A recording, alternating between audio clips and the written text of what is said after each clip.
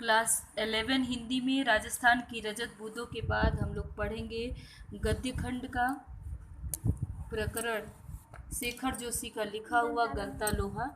जीवन परिचय लिखेंगे, मैं पढ़ दे रही हूँ। जीवन परिचय जैसे आप बाकी पीछे के अध्यायों का लिखे हैं वैसे ही लिखेंगे। जीवन परिचय में प्रमुख साहित्यकार शेखर जोशी का जन्म सन 1932 ईस्वी में उत्तरांचल के अंतर्गत अल्मोड़ा में हुआ था। नई कहानी आंदोलन की उभरती प्रतिभाओं में उनका स्थान अन्यतम है। नई कहानी आंदोलन के अंतर्गत युवा कहानीकारों ने नए रंग ढंग से अलग एक तरह की कहानियां लिखनी आरंभ की थी। जोशी जी की दाजू कहानी पर चिल्ड्रंस फिल्म सोसाइटी द्वारा फिल्म का निर्माण भी हुआ। उन्हें पहल सम्मान से सुशोभित किया गया है। इनकी प्रमुख रचनाएं हैं कहानी संग्रह कोसी का घटवार, साथ के लोग, दाज्यू, हलवाहा, नौरंगी बीमार है, शब्दचित्र संग्रह है एक पेड़ की याद। साहित्यिक विशेषताएं हैं नई कहानी आंदोलन में शेखर जोशी का विशेष स्थान है। उनकी कहानियां प्रगतिशील पक्ष का प्रतिनिधित्व करती हैं। उन्होंने अपनी कहानियों में समाज के मजदूरों और साधनहीन लोगों के जीवन का चित्रण किया है। उन्होंने सामाजिक यथार्थ को बहुत सहज, सरल एवं आडंबरहीन भाषा शैली में प्रस्तुत किया है।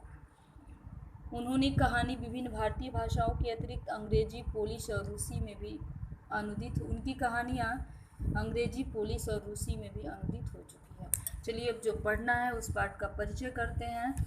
गलता लोहा शेखर जोशी द्वारा लिखा हुआ एक कलात्मक कहानी है। इस कहानी में लेखक जाति विभाजन के आधार पर जो कार्यों का विभाजन किया गया है उस परिस्थितियों के अनुसार इस कहानी को लिखा है। जैसे पहले ज़माने में होता था क्या कि व्यक्ति को अपने जाति के अनुसार कर्म करने होते थे। जैसे ब्राह्मण का यदि पुत्र है तो वह पठन पाठन और पूजन का ही कार्य कर सकता है, अन्यथा दूसरा काम उसको नहीं करना था।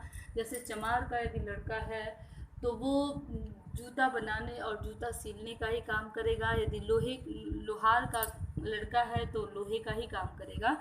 तो इस पे लेखक इस कहानी को लिखा है कि ये चीज़ें गलत है। जाति के अनुसार कर्म का निर्धारण नहीं होना चाहिए, व्यक्ति की रुचि के अनुसार कर्म का निर्धारण होना चाहिए, क्योंकि व्यक्ति जिस काम में दक्ष हो, जिस काम को कुशलता से कर लेता हो, वही काम उसके लिए आगे बढ़ने का अवसर प्रदान करता है। तो यहाँ पे एक निर्धन ब्राह्मण युवक और एक लोहार के लड़के का उदाहरण देकर के लेखक ने गलता लोहा नाम की कहानी को लिखा है, जिसमें मोहन नाम का ब्राह्मण का लड़का है और उसके पढ़ाई में कुशल होने के बाद अच्छा परिवेश नहीं मिलने पर वो अपनी प्रतिभा का सही प्रदर्शन नहीं कर पाता है। ये पढ़ना है आपको। चलिए देखते हैं। मोहन के पैर अनायास ही शिल्पकार टोले की ओर मुड़ गए। उसके मन में किसी कोने में शायद धनराम लोहार के आफर की वह अनबूझ शेष थी, जिसे वह पिछले 3-4 दिनों से दुकान की ओर जाते हुए दूर से सुनता रहा था।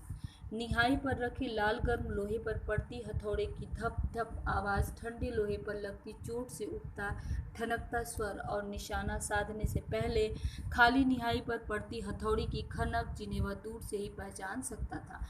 मतलब मोहन एक ब्राह्मण का लड़का है, अचानक ही शिल्पकार टोले की ओर मुड़ जाता है।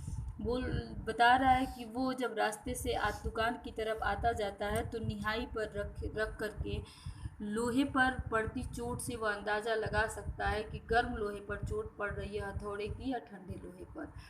लंबे बेंत वाले हंसुए को लेकर वह घर से इस उद्देश्य से निकला था कि अपने खेतों के किनारे उग आई कांटेदार झाड़ियों को काट छाट कर साफ कराएगा। बूढ़े बंसीधर, जो मोहन के पिता हैं, जी के बूते का अब वह सब काम नहीं रहा। बूते मतलब अब मुंशी बंसीधर बूढ़े हो गए हैं और उनके सामर्थ्य का ये काम नहीं है। यही क्या, जन्म भर जिस पुरोहिताई मतलब जो ब्राह्मण का कर्म है के बूते मतलब बल पर उन्होंने घर संसार चलाया था, यह भी अब कैसे कहाँ कर पाते हैं।